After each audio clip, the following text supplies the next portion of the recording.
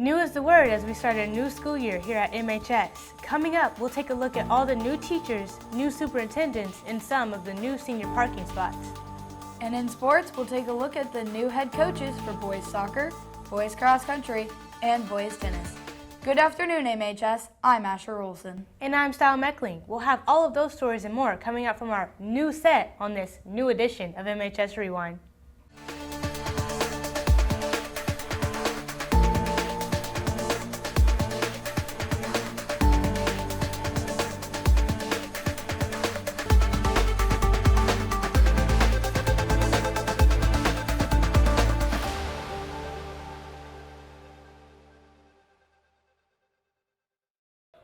A new school year always brings new faces to MHS, and this year, there are a lot of them, especially in front of the classroom. Peyton Smith has a closer look at 3 of 16 new teachers at MHS. The leadership is all predicated on fear, okay? The connection between the student and the teacher is important during class and here at Martinsville. The new staff has caught on to what we are all about. There are 16 new staff members in the building this year, and if you take a trip to the art hallway, you will be greeted by Salt Lake City native Rachel Selke. It's different than my first year in my student teaching. I've always taught in inner city, so working in the country is a lot different than what I have done before, but it's been very chill and I feel very welcomed.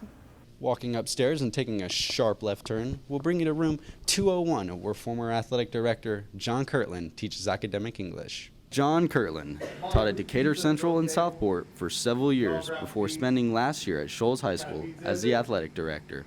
A lot of the students here remind me of so many students I've had in the past, which is really great because a lot of great people, a lot of great kids. Down the hall, MSD teaching veteran Ron Deckard is also joining the high school this year, all the way from Poston Road Elementary. Well, I've been trying to get into a geography position, or more specifically a social studies position, for quite a few years. I have an endorsement through my education and my license, and I was hoping to use it because it's one of my passions. For MHS Rewind, I'm Peyton Smith. Over the summer, the MSD of Martinsville also hired 2 new superintendents, and both were already a little familiar with the Martinsville district. The new superintendent grew up just south of here in Monroe County, and the new assistant superintendent grew up in Franklin. Now, they're making their way around to all the schools, getting to fully know their new district. A couple weeks ago, the new superintendents visited the SSC and then moved to the pub class to get to know the students. It's a pretty awesome job. Getting to meet new people, getting to meet all kinds of great new students is pretty cool. I do a lot of listening to students, family, staff, community, so that we can start building some goals and objectives for down the road. This is Dr. Arthur's 20th year in education. He spent the last 11 years at Carmel Clay Schools overseeing special education and student services. The fact that, people are bringing me cakes and pies the first couple of weeks I was here, that's not what I'm used to. And so people just are genuinely nice here, and I appreciate that. Buckler also has a wide range of experience. He taught 2nd and 3rd grade for 12 years before he moved on to principal of an elementary school at Beech Grove for the last 11 years. The students, the staff, the community, everyone that we've met and spoken to is so committed to the success of the school district. I just think that's outstanding. After meeting the pub class, the students seemed to have a good impression. I think he plays an important role, and I think it's good for us to get to know him because he helps us do our job and we help him do his. Ultimately, the new superintendents say they're excited about their new roles and challenges. There are already some really amazing things happening here. It's how do we take the amazing things that are happening and make those better is really kind of my mantra. Seniors recently had the chance to paint parking spots and added some new color to the parking lot. Hannah Johnson and Gwyneth Foley give you a little bird's eye view. Einstein once said, "Creativity is intelligence having fun." That's what some seniors this year went by while painting their own parking spots. I like being able to customize a spot and just make senior year more memorable by painting a spot and just having something that we can customize ourselves and make it whatever we want. Seniors are showing their school spirit along with their personality by choosing designs that represent them. I chose it because I think it represents my 2 favorite hobbies and 2 favorite activities that I really love and enjoy to do. The spots consisted of things like SpongeBob, landscapes, geometric designs, or just simple initials with a cool background color. Students spent long hours after school in the heat, rolling layers of paint and adding on the details. I thought because it's my senior year and I should go all out and make the best of it. It costs $45 to paint a spot, and the money goes to resurfacing for future seniors to have a clean slate to design. I think other people's designs are really cute. I've seen a lot of them and they're all really original, and it's a cool way to show everybody's different styles and personalities. Students have enjoyed the experience of painting personalized parking spots, but they've also enjoyed another benefit as well, not having to search for an open spot every morning. For MHS Rewind, I'm Hannah Johnson. Seniors had a few less options to choose from this year when picking their parking spots to paint, because part of the parking lot has been invaded by the I69 construction. Annabelle Cleary takes a closer look at whether all the construction will be good or bad for the city and how it's impacting MHS. I-69 has made its way to Martinsville and has slowed things down for the town a bit. A lot of changes are happening over the next 3 to 4 years in our city, and it's only going to increase. People are going to be impacted. Drivers are going to be impacted as they get from point A to point B, but we have to let them know, okay, this closure might be in place for this long. Here is how you prepare for it. Here's what you're going to do while that closure is in place. Mindy Peterson is the Vice President of C2 Strategic Communications with NDOT. She spoke a few weeks ago to the community members and business owners about how to prepare for the changes the construction will bring. Construction leads to opportunities, making the new interstate more exciting for Martinsville.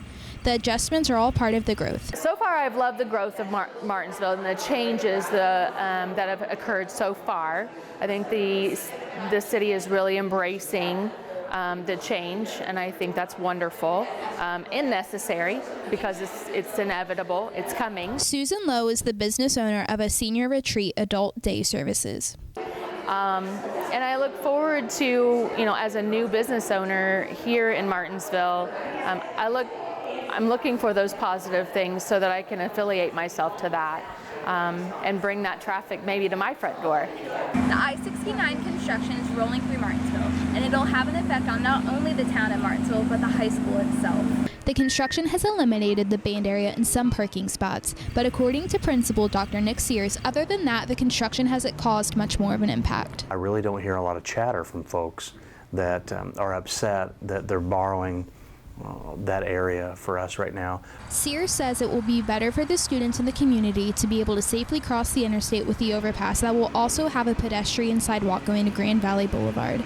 Not everyone is as optimistic about the whole process. Many businesses have been forced to close or move, and even more people have lost their homes. I think it's the worst thing Martinsville ever done. They seem to think it's going to be great. It might be great, but I don't think it will be. So who wants to get off here? We got nothing to offer. Nothing. So. It's also causing inconveniences for getting around. Traffic on northbound 37 is often backed up. Some roads are getting shut down, making it hard for people to get home, and businesses' entrances are getting blocked off by the construction, making people think they're closed. Overall, the construction's endgame looks great, but for now, everyone must adjust to the change in order to get through the next 3 to 4 years successfully. For MHS Rewind, I'm Annabelle Cleary. Katie Russo visited MHS 3 years ago when she was part of the Phantom Regiment Drum and Bugle Corps. Now she's back, this time as a student teacher who just happens to have a pretty unique talent. Waking up in the gym of a high school was a normal routine for the members of Phantom Regiment. And through a long day of training and learning, members don't think they'll ever see these schools again. However, for one member, MHS was an exception. Katie Russo, a euphonium player in the 2016 show Voice of Promise, is back. This time, she is taking on the role of the teacher. Russo is the student teacher in the band department. Music is a big part of her life and something she decided she couldn't be without. I couldn't decide if I wanted to give up. I wanted to either be an engineer or a music teacher, and I decided I didn't want to be without music. Russo has been working with the marching band on their new show, Deadline. She has a lot of interesting, helpful tip things. She teaches the piano class and helps with concert and jazz band as well. She is here to work with the band director, Ken Belt, to learn how he and the students run things. You guys are a huge help, Mr. Belt as well, just in teaching me how to teach, which is why I'm here. But just learning all of the logistics behind things and just getting organized and how it's effective. Like Mr. Belt is really good at explaining like specific topics, like explaining enharmonics or chromaticism. She is no ordinary student teacher though. Russo is training to be a generalist in the circus. A generalist learns many different abilities, including ground and aerial work. I like the acrobatics and circus stuff because you do have to be careful. And it's not dangerous if you're careful, but if you're stupid and you like totally forget something or somebody's not paying attention, like it can be dangerous. Russo is using her experience with the circus to train the band in flexibility and movement. She knows like how to stretch her body, and that'll help us know how to stretch her body. Russo has plans to perform with La Rev in Las Vegas after she graduates from IU in the spring. While performing, she wants to substitute teach when she can. In a few years, when she's done performing, she wants to begin teaching full-time. It was an early morning for some MHS students and staff last Friday. Operation Football paid a visit for a sunrise pep rally starting at 5 a.m. Athletic Director Kip Staggs joined Channel 13's Carlos Diaz at Ciderwoods Field for several live reports showcasing our school spirit. They were joined by cheerleaders, marching band, and over 100 MHS students. Definitely an early morning, but definitely well worth it. Now, let's send it over to Zane Spangler for a look at Artesian athletics. Thanks, guys. Great turnout for Operation Sunrise last Friday to support the football team. The Artesians will be looking for that support later in the season. They've been moved to a new class for the state tournament this year. Alex Piccolo takes a look at what that move will mean for head coach Carter Whitson and his players. Every 2 years, the IHSAA reclassifies schools based on their enrollment. Martinsville has played in Class 5A in football for years, but a recent drop in enrollment meant the IHSAA moved the Artesians down to Class 4A for the next 2 years.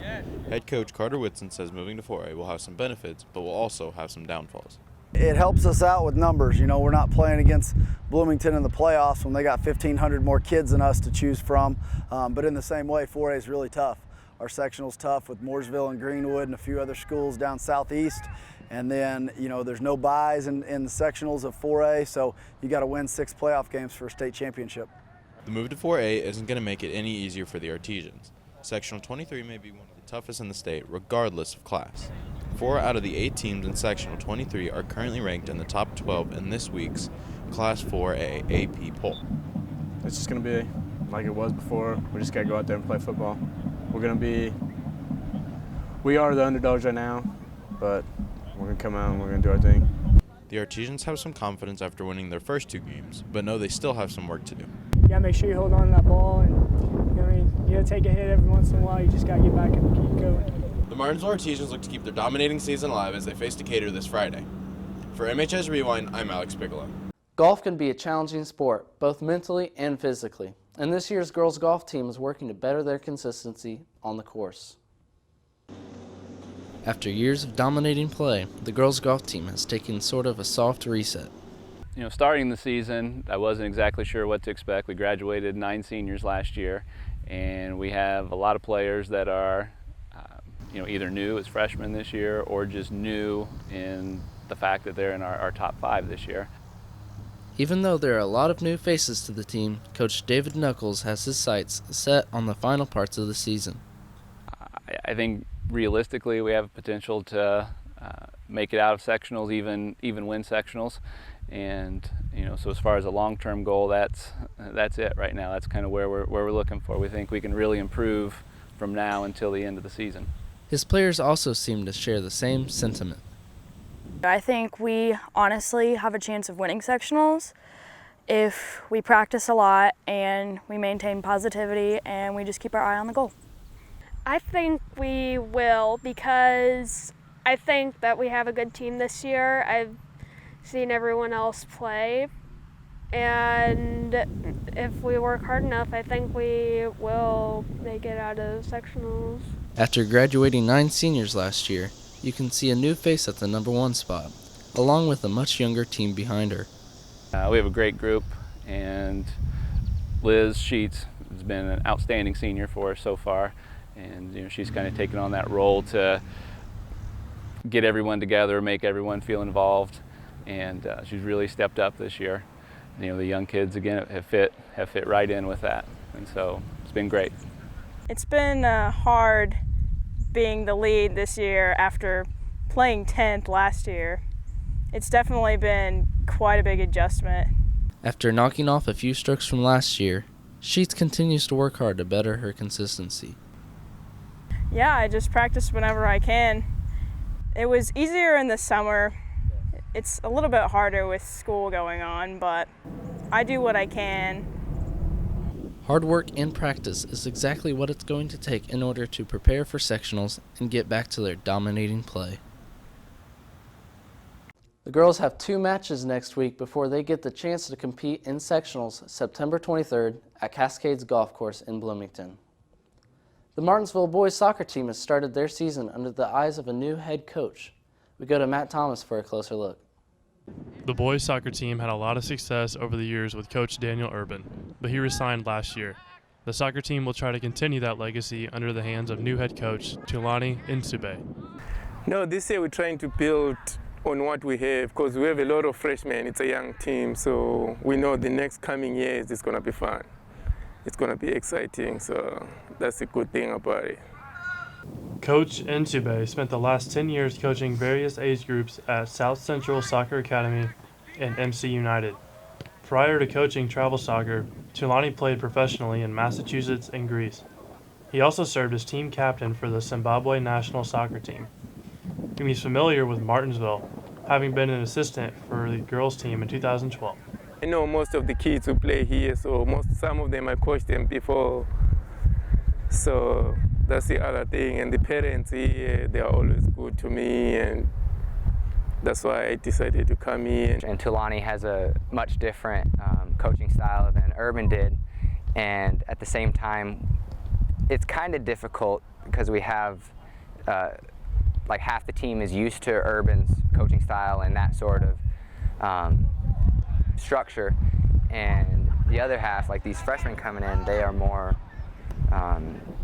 like a lot of them had Tulani as a travel coach, and so they are more into the way Tulani runs things. It was a little weird because I was so used to Urban, but you know, he's really good. I love him. He's great. He's a great coach. He helped me learn a little more on exactly where to position myself and stuff like that. He just helped me learn plays and all that, and I think he's a really good change, good coach. I love him a lot. The main goal for Coach Tulani is to teach what he learned from around the world. The team takes on Bloomington North next Tuesday, 6 o'clock. For MHS Rewind, I'm Matt Thomas. The girls soccer team is in their 2nd year with Coach Mia Moody, and as Gavin Bowling tells us, they're still getting used to her style of play. The girls soccer team has had a rough start to their season, starting 0-3, but they feel like they will get into the groove of things as the season goes on. I expect us to get better as we go. So sometimes teams that I've coached, we've started high and kind of ended low. Like kind of last year, we kind of tailored off. I think we're looking more of a progressive year, so get better every game. This is only Mia Moody's 2nd year as head coach, and the players feel like they will get better once they understand the coach's game plan. Kind of weird with a new coach. She's still kind of really new. Last year was our first season with her, so it's still like us getting used to the way she wants us to play. Their season didn't go the best this year as they ended with 7 wins and 8 losses. But Dakota Meadows feels like their goal this year is to be better than last year. We're definitely working really hard. If we can tie our record from last season or possibly win an extra game or maybe tie an extra game to kind of differentiate the record from last year, I feel like that's one of our goals. They picked up a win against Rewind and hope the schedule will get a little bit more manageable from here on out. So the schedule started hard for us. We have our hardest opponents probably now, the first 5 games. Not saying it's going to get easier, but straight out of the gate, we're playing some of the top teams in the state. As the girls soccer team and Mia Moody look to dominate their season, they will play Decatur Central September 12th. For MHS Rewind, I'm Gavin Bowling. The boys cross country team also has a new head coach this year. Mason Brown has a closer look at Coach Chris Moore and girls coach Lorna Bain. Nothing but new for the boys cross country team this year. New program, new runners, new races, and new coach Jared Chris Moore. Well, this was always the plan. It was always as soon as Coach Carl Widener resigned resigned Widener from coaching, the plan was always to come to high school. And so, and then it opened up. I was able to apply for it, able to get it. So I'm thrilled. I'm thrilled to have it. I mean, we're just having a great time. Working hard, but we're having fun working hard, so it's neat. Coach Chris Moore is no rookie to running. I've been coaching cross country and track for about 25 years because I started that 2nd year of college. And so I've been I've been coaching a long time. The cross-country boys are looking forward to seeing what Coach Chrismore brings to the team. I like him. I want to say he's better just because we don't have all the mileage as we used to, running like 40 a week for like a 3-mile race. Love it. Been a rough couple first years of high school, and this year being my junior year. I'm looking to have a great season, and having a fresh coach, new coach, new program. It's nice. Good start. Top runner Carson Heath is looking forward to improving from last year. Definitely had big goals lined up. State's definitely in my head, and yeah, pretty excited. While the boys are getting used to their new coach, the girls are getting ready for another season with longtime coach Lorna Bain.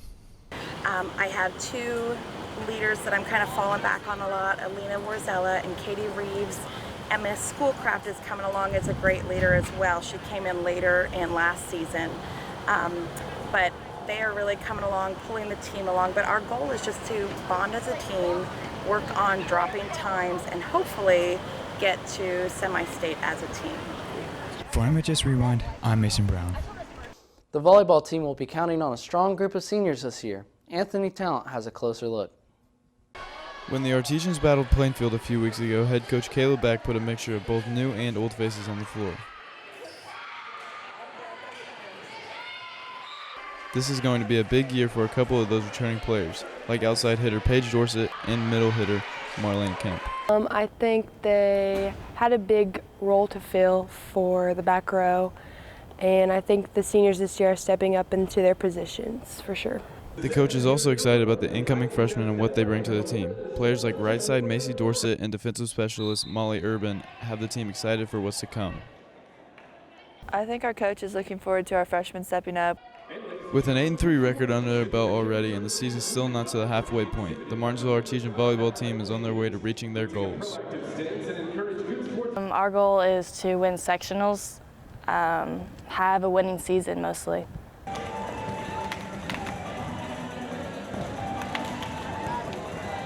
The Artesian will be back in action next Saturday at Bedford for the Bedford Invitational. For MHS Rewind, I'm Anthony Talent. The boys tennis team swings into their new season with a new head coach.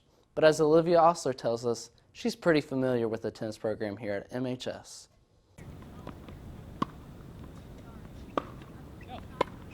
Just a week before conditioning was scheduled to start, Sean Sylvester resigned as the longtime boys tennis coach. Fortunately for the Artesians, Brannigan Hewitt swooped in for the position. Whenever I heard about the position, I thought about it for a while, and I decided that I really like the idea of having both teams and having that consistency and continuity between both of them. Hewitt is looking for that consistency and continuity because she's not only the head coach of the boys team, but she's also the head coach of the girls team. She's taking control of the tennis program here at MHS and hopes to make it top-notch. So basically this year is a reworking year from the ground up. So we're really focusing on getting those fundamentals down, making sure that we have good leadership, making sure that we have a good direction that we want to go with MHS boys tennis, and that's really important to us to be able to set that up for years to come. So far this year, Brannigan has been working on conditioning. We've been running around the school and doing sprints. Hewitt started out the season with only 4 boys, but she needed at least 7 to have a team. So she spent most of her summer working to recruit as many boys as she could. Now that number is up to 10, but 6 of those boys are new to tennis. I think what I like with the boys is we're able to really slow things down and focus on each and every one of their shots.